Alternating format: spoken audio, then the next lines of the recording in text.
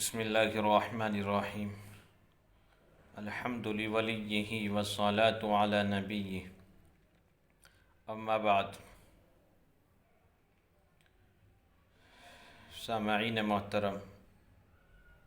ناظرین کرام، السلام علیکم ورحمۃ اللہ وبرکاتہ۔ آج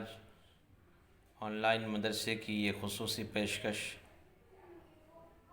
فریڈم آف فائٹر، جنگ آزادی کے ہیرو،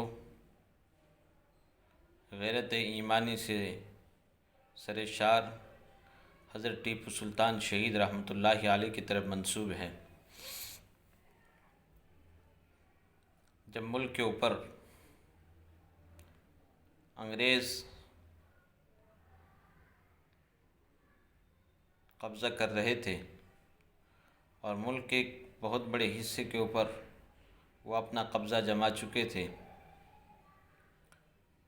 اس وقت میں اگر ان کے سامنے کوئی اہم مسئلہ تھا اور کوئی اہم بات تھی اور ان کے سامنے جو اس وقت میں سد سکندری بن کر کے جو چیز کھڑی ہوئی تھی، جنہوں نے پورے ملک کے اندر اپنی بادشاہت اور اپنی حکومت قائم کرنے کے لیے انگریزوں کو روکا ہوا تھا اور انگریزوں کے پیر اکھاڑے ہوئے تھے اور انگریزوں کو حیرت اور تعجب کے اندر ڈالا ہوا تھا، تو وہ یقیناً ایک ہی شخصیت تھی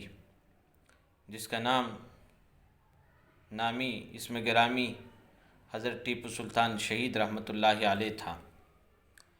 حضرت ٹیپو سلطان شہید رحمۃ اللہ علیہ کی پیدائش 20 نومبر 1750 کے اندر حیدر علی کے گھر کے اندر ہوئی۔ آپ کی ماں کا نام فاطمہ اور آپ کے ابو کا نام حیدر علی تھا۔ آپ کی اماں اور آپ کے ابو بڑے نیک اور بڑے تقوی کار، بڑے پرہیزگار اور بڑے مخلص لوگوں میں سے تھے، اور آپ میسور کے نوابوں میں آپ کا شمار ہوتا تھا۔ ٹیپو سلطان شہید رحمۃ اللہ علیہ کی تربیت، ان کی تعلیم اور ان کی دیکھ ریکھ ان کی اماں حضرت فاطمہ نے کی تھی، اور اسی تربیت کا نتیجہ تھی، اسی تعلیم کا نتیجہ تھا کہ حضرت ٹیپو سلطان شہید رحمۃ اللہ علیہ انگریزوں کے لیے ایک سد سکندری بن کر کے کھڑے ہوئے تھے، اور انگریز اس بات کا فیصلہ کر چکے تھے کہ جب تک اس ملک کے اندر، ہندوستان کے اندر ٹیپو سلطان شہید رحمۃ اللہ علیہ زندہ ہیں، اس وقت تک ہم انگلش حکومت کو، برٹش گورنمنٹ کو ملک ہندوستان کے اوپر قبضہ نہیں دلا سکتے۔ لہذا حضرت ٹیپو سلطان شہید رحمۃ اللہ علیہ کو راہ سے ہٹانے کے لیے، اس مرد قلندر کو راستوں سے ہٹانے کے لیے آپ کے صف کے لوگوں کو خریدا گیا اور آپ کی فوج کے لوگوں کو خریدا گیا۔ اسی لیے کہا تھا کہ اسلام کو سب سے زیادہ نقصان اگر کسی سے پہنچا ہے تو وہ اپنے ہی لوگوں سے پہنچا ہے۔ مسلمانوں کو سب سے زیادہ نقصان اگر پہنچا ہے تو وہ اپنے ہی لوگوں سے پہنچا ہے۔ ٹیپو سلطان شہید رحمۃ اللہ علیہ کے ایک فوجی میر جعفر کو خریدا گیا اور اس کو 900 مربع زمین کا لالچ دیا گیا، اور 900 مربع زمین کا لالچ دے کر کے حضرت ٹیپو سلطان شہید رحمۃ اللہ علیہ کو راستے سے ہٹانے کی سازشیں کی گئی،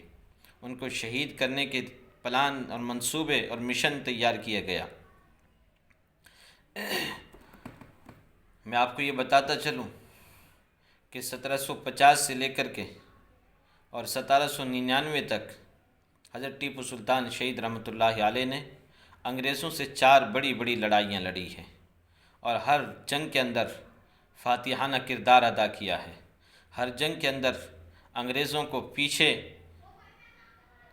قدم اٹھانے پر مجبور کیا ہے، اور ان کو مجبور کیا کہ وہ ذلیل اور خاسر ہوں اور رسوا ہوں۔ ٹیپو سلطان شہید رحمۃ اللہ علیہ وہی مرد قلندر تھا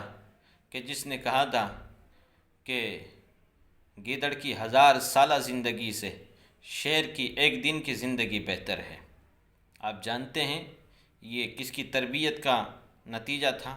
یقیناً یہ آپ کی ماں فاطمہ کی تربیت کا نتیجہ تھا۔ سیدہ فاطمہ جو ٹیپو سلطان شہید رحمۃ اللہ علیہ کی اماں تھی، انہوں نے آپ کی تربیت کی تھی۔ جس وقت میں ٹیپو سلطان نے 16 سال کی عمر میں شیر کا شکار کیا تو حیدر علی دوڑتا ہوا فاطمہ کے پاس گیا اور جا کر کے کہا کہ اے فاطمہ، تم جانتی بھی ہو کہ آج تمہارے نور نظر، تمہارے لخت جگر نے میسور کی دھرتی پر جو آواز دہاڑ رہی تھی اور جس نے لوگوں کو خوف زدہ کیا ہوا تھا، جس سے لوگ پریشان تھے، اس آواز کو ہمیشہ ہمیشہ کے لیے دبا دیا، اس کو ہمیشہ کے لیے ختم کر دیا۔ فاطمہ نے جب یہ بات سنی تو پہلے مسکرائی اور پھر رونے لگی۔ حیدر علی نے کہا کہ اے فاطمہ، یہ بتا کہ یہ راز کیا تھا کہ پہلے مسکرائی اور پھر رونے لگی؟ لہذا فاطمہ نے کہا کہ نہیں، بس یہ تو خوشی کے آنسو تھے، یہ ایک راز تھا بس، اور کوئی بات نہیں تھی۔ حیدر علی نے جب آپ سے بار بار پوچھا اور آپ کو اندازہ ہو گیا کہ بغیر بتائے کام نہیں چلے گا، اس وقت میں فاطمہ نے بتایا کہ حیدر علی سنو، جب سے یہ بچہ آپ کی طرف سے میرے پیٹ میں منتقل ہوا تھا اور میں نے اس کو 9 ماہ اپنے پیٹ کے اندر رکھا، کبھی بھی تہجد کی نماز نہیں چھوٹی۔ اندازہ کیجئے ناظرین کرام کہ جس ماں کی تہجد کی نماز نہ چھوٹی ہو تو فرض نماز کیسے چھوٹ جائے گی؟ اور پھر فرمایا کہ حیدر علی، جب یہ بچہ ولادت پا گیا، پیدائش ہو گئی اور اس کا جنم ہو گیا، دنیا کے اندر جب آیا، تقریباً 2 سال میں نے اس کو دودھ پلایا، کبھی بھی بغیر وضو کے دودھ نہیں پلایا۔ اندازہ کیجیے سامعین محترم اور میری معزز و مکرم ماں و بہنوں، جس ماں نے کبھی بھی بغیر وضو کے دودھ نہ پلایا ہو اور جس ماں نے 9 ماہ اپنے پیٹ کے اندر رکھا، تہجد کی نماز نہ چھوڑی ہو، تو اندازہ کیجیے اس کی تربیت کا کیا انوکھا انداز ہوگا۔ اسی لیے فاطمہ نے کہا کہ حیدر علی بتا، پھر ایسی ماں کا بچہ شیر نہ بنے تو گیدڑ تھوڑی بنے گا؟ تو لازماً بات یہ تھی کہ ٹیپو سلطان شہید رحمۃ اللہ علیہ کی خون کے اندر، ان کی رگوں میں جو خون دوڑتا تھا، اس کے اندر جو تربیت تھی وہ آپ کی ماں فاطمہ کی تھی، وہ حیدر علی کی تربیت تھی، وہ آپ کی اماں کا وہ سوز و گداز تھا کہ جس نے انگریزوں کو پسپا ہونے کے لیے مجبور کیا ہوا تھا اور جس نے انگریزوں کو یہ کہنے پر مجبور کر دیا تھا کہ جب تک اس ملک ہندوستان میں ٹیپو سلطان جیسا آدمی ہے، اس وقت تک اس ملک کے اوپر اپنی حکومت کو قائم نہیں کیا جا سکتا، اور یقیناً جب تک ٹیپو سلطان اس ملک کے اندر رہے، اس وقت تک انگریزوں کو ہمت نہ ہوئی کہ ملک کو مکمل طریقے سے قبضے میں لے لیتے۔ 4 بڑی بڑی لڑائیاں لڑی اور آخر کار اپنوں کی غداری کی وجہ سے، میر جعفر کی غداری کی وجہ سے، چال بازی کی وجہ سے اور اس کی منافقت کی وجہ سے آخر کار یہ نوجوان قائد، یہ بہادر لیڈر اور یہ عظیم انسان، یہ ولی اللہ، جس کی کبھی بالغ ہونے کے بعد سے لے کر کے اور آخری وقت تک تہجد کی نماز نہ چھٹی ہو، وہ ایسا ٹیپو سلطان شہید رحمۃ اللہ علیہ 4 مئی 1799 کو فجر کی نماز پڑھ کر کے جیسے ہی باہر نکلا، انگریزوں کی فوج نے فوراً حملہ کر دیا۔ آپ چونکہ اس وقت میں نہتے تھے، آپ نے فوراً تھوڑا پسپا ہو کر کے جلدی سے اپنے ہتھیار ساتھ میں لیے اور انگریزی فوجوں سے لڑتے رہے، لیکن چونکہ اپنا غداری کر چکا تھا، اپنا منافقت کر چکا تھا، میر جعفر بدبخت نے انگریزوں کے ساتھ مل کر کے اور انہی کی پشت پناہی سے، انہی کی مدد سے اور انگریزوں کے تعاون سے اور انگریزی ذریت کے تعاون سے انگریزوں نے مل کر کے میر جعفر کے ساتھ میں حضرت ٹیپو سلطان شہید رحمۃ اللہ علیہ کو شہید کیا۔ یقیناً ملک کے لیے شہادت پانے والے وہ عظیم انسان تھا جسے freedom of fighter Tipu Sultan شہید رحمۃ اللہ علیہ کے نام سے جانا جاتا ہے، جس کی شہادت 4 مئی، چونکہ آج 4 مئی ہے تو اس وجہ سے مجھے خیال آیا کہ یقیناً ہماری قوم کے سامنے، ہمارے بھائیوں کے